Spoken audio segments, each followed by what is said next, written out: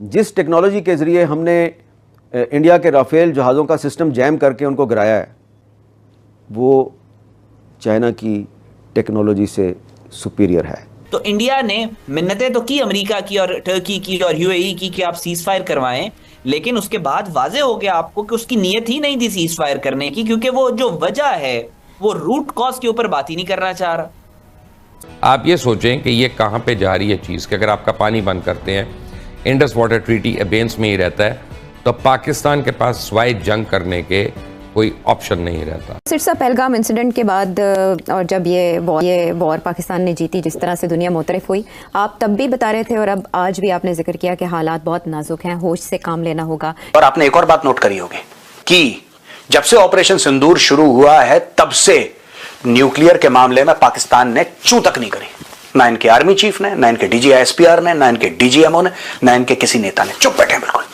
Nuclear के बारे में बात मत बोलो। तुमने मुंह खोला, भारत ने एक और ब्रह्मोस डाला तुम्हारे मुंह के अंदर।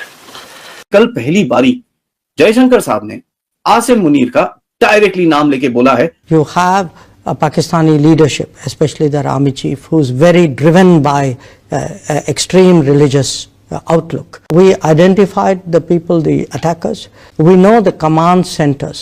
We hit 8 air bases. We basically made those air bases non-functional. There is a clear message in that operation that if there are acts of the kind we saw on April 22nd, there will be a response. We will hit the terrorists. If the terrorists are in Pakistan, we will hit them where they are. दोस्तों, पाकिस्तानियों को सुनकर हंसी आती है। कहाँ से आते हैं ऐसे लोग? ऐसा लगता है ये लोग हमारे गोले के नहीं हैं, किसी और गोले से आए हैं। कितने तेजस्वी हैं ये लोग। आप सभी हंसते रहिए और पाकिस्तानी कॉमेडी का मजा लेते रहिए, और चैनल को सब्सक्राइब करना और शेयर करना ना भूलें। धन्यवाद। डॉक्टर जयशंकर जर्मनी पहुंचे और जर्मनी में 2 बातें डॉक्टर जयशंकर ने बोली। पहली बात, उन्होंने पूरी दुनिया को समझाया। स्टेज था जर्मनी, लेकिन ऑडियंस थी पूरी की पूरी दुनिया। और यह बोला कि भारत अब न्यूक्लियर ब्लैकमेल के सामने नहीं झुकेगा। पाकिस्तान जो मर्जी चाहे कर ले। पाकिस्तान यह कहता है ना कि अगर तुमने यह करा, अगर तुमने जवाबी कार्रवाई करी, तो हम nuclear attack pav pav kilo के होंगे तुम्हारे पास होंगे। तुम्हें जो करना है तुम करो, हमें जो करना है हम करेंगे। आज के बाद अगर पाकिस्तान ने न्यूक्लियर धमकी दी तो वही। दोस्तों, आपको पता है 26/11 में क्या हुआ? 26/11 में हम लोगों ने रिस्पांस इसलिए नहीं दिया क्योंकि हमें लगा कि पाकिस्तान के पास तो न्यूक्लियर वेपन्स हैं। 1999 में कारगिल पे पाकिस्तान चढ़ दौड़ा। भारत ने जवाबी कार्रवाई करी, बहुत मारा पाकिस्तानियों को, लेकिन भारत ने लाइन ऑफ कंट्रोल पार नहीं करी। क्यों? क्योंकि पाकिस्तान के पास न्यूक्लियर है। ऑपरेशन सिंदूर का सबसे बड़ा जो टेकअवे है दोस्तों, सबसे बड़ा टेकअवे ऑपरेशन सिंदूर का कि ये न्यूक्लियर धमकी को हमने बिल्कुल धुआं कर दिया। आज के बाद पाकिस्तान न्यूक्लियर धमकी नहीं देगा। और आपने एक और बात नोट करी होगी कि जब से ऑपरेशन सिंदूर शुरू हुआ है तब से न्यूक्लियर के मामले में पाकिस्तान ने चूं तक नहीं करी, ना इनके आर्मी चीफ ने, ना इनके DGISPR ने, ना इनके DGMO ने, ना इनके किसी नेता ने। चुप बैठे बिल्कुल, न्यूक्लियर के बारे में बात मत बोलो। तुमने मुंह खोला, भारत ने एक और ब्रह्मोस डाला तुम्हारे मुंह के अंदर। यह बात हुई है। एक तो न्यूक्लियर धमकी, दूसरी चीज डॉक्टर जयशंकर ने 2 टूक शब्दों में यह बोला है कि भारत और पाकिस्तान की अगर बातचीत होगी तो वो भारत के बताए हुए मुद्दे पर होगी और बायलैटरल होगी। पाकिस्तान बड़े समय से एक बात की कोशिश कर रहा है कि पूरी दुनिया इन्वॉल्व हो जाए। और आपको पता है, पाकिस्तान एक्चुअली यह बता रहा है अपने लोगों को, यानी कि आम पाकिस्तानियों को बता रहा है कि देखो, कश्मीर का मुद्दा हमने इंटरनेशनलाइज कर दिया, पूरी दुनिया इन्वॉल्व हो गई। क्यों झूठ बोलते हो? भारत इन्वॉल्व होने देगा? हां, ट्रंप चाहता है इन्वॉल्व होना, लेकिन ट्रंप के चाहने ना चाहने से क्या होता है? एक खबर जो है मैं देख रही थी, वो ये थी कि जो हामिद मीर हैं, उनका ये कहना है कि पाकिस्तान के पास चाइना से भी ज्यादा बेहतरीन टेक्नोलॉजी। अब चाइना से ज्यादा बेहतरीन टेक्नोलॉजी कौन सी है मुझे तो नहीं पता, लेकिन उन्होंने कहा है चाइना से सुपीरियर टेक्नोलॉजी पाकिस्तान के पास है।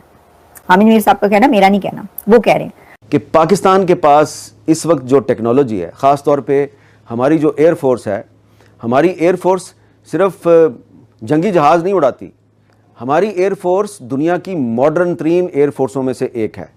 पाकिस्तान एयरफोर्स ने एक साइबर फोर्स बनाई, स्पेस कमांड अलहदा से है। फिर क्या हुआ कि जो आपका एयर डिफेंस सिस्टम है उसको साइबर कमांड के साथ, स्पेस कमांड के साथ कनेक्ट किया गया, और ये एक ऐसा काम है मॉडर्नाइजेशन का, जो दुनिया में पाकिस्तान एयरफोर्स है या एक या दो और एयरफोर्स और होंगी जिनके पास ये है। अददी एतबार से इंडियन एयरफोर्स को पाकिस्तान एयरफोर्स पे बर्तरी हासिल है। उनके पास ज़्यादा जहाज़ हैं, हमारे पास उसके मुकाबले पे कम जहाज़ हैं, लेकिन हम कम जहाज़ों के साथ भी अपनी सुपीरियर टेक्नोलॉजी के ज़रिए इंडिया की ईंट से ईंट बजा सकते हैं।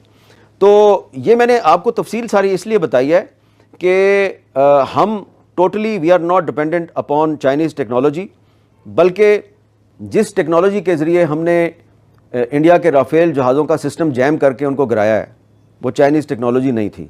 नो डाउट कि चाइना की पाकिस्तान को मदद हासिल है, लेकिन अब पाकिस्तान जो है वो न सिर्फ ये कि JF-17 समेत बहुत से जहाज़ खुद इंडिपेंडेंटली खुद बनाता है, चाइना की मदद के बगैर बनाता है, बल्कि जो पाकिस्तान एयरफोर्स की जो टेक्नोलॉजी है रेडार सिस्टम को जैम करने की, दुश्मन के तैयारे के जो रेडियो सिस्टम को जैम करने की, उसको गैर मौसर करने की, उसको गिराने की, वो चाइना की टेक्नोलॉजी से सुपीरियर है। ये बात मैंने बड़ी एहतियात से की है, क्योंकि ये बात एहतियात से करनी चाहिए, क्योंकि मैं इंडियन जर्नलिस्ट तो हूँ नहीं कि मैं कोई आपके साथ झूठ बोलूँ, कोई झूठा दावा करूँ। तो क्या उन्होंने कहा कि मैं बड़े ही हल्के से आपको ही बता रहा हूँ, यानी बड़े ही एहतियात के साथ मैं आपको बता रहा हूँ कि पाकिस्तान के पास अपनी भी एक ऐसी टेक्नोलॉजी है कि जो चाइना से भी ज्यादा सुपीरियर टेक्नोलॉजी है। देखिए, एक तो वो हो सकती है पाव पाव भर के बम उठा के फेंकने की, कहीं वो वाली टेक्नोलॉजी की, क्योंकि सुपीरियर तो फिर वो तो बहुत ही होगी ना, वो तो चल जाएगा सब कुछ, उसमें तो कुछ रहना ही नहीं बाकी। अच्छा, दूसरी सुपीरियर टेक्नोलॉजी, वो तो नहीं कह रहे वो जो जगह जगह फट रहे हैं उन पर, तो उसकी सुपीरियर टेक्नोलॉजी का सामना भी कोई नहीं कर सकता। वो कहते हैं क्या करें, वो जैकेट पहन के आए और फट गए, उसका कौन मुकाबला करेगा। चाइना के पास शायद ऐसी टेक्नोलॉजी नहीं है, पाकिस्तान के पास ये वाली टेक्नोलॉजी है, जगह जगह मौजूद है। अफगानिस्तान के पास भी ये वाली टेक्नोलॉजी मौजूद है, फटे वो वहां से भी काफी फटने के लिए वहां पर पहुंचते हैं। लेकिन जो उन्होंने कहा वो मैं आपको उनकी जुबानी सुनवा देती हूँ कि वो क्या कह रहे हैं। वो कह रहे हैं कि ये जो कहा जा रहा है ना कि इंडिया के राफेल और जो जहाज जो गिराए, वो कहते हैं कि वो पाकिस्तान के पास टेक्नोलॉजी वो है कि पाकिस्तान ने जैम कर दिया उनको, यानी जो जहाज आए ना उनको जैम कर दिया। तो जी ये चल रहा है इसमें। अब आप देख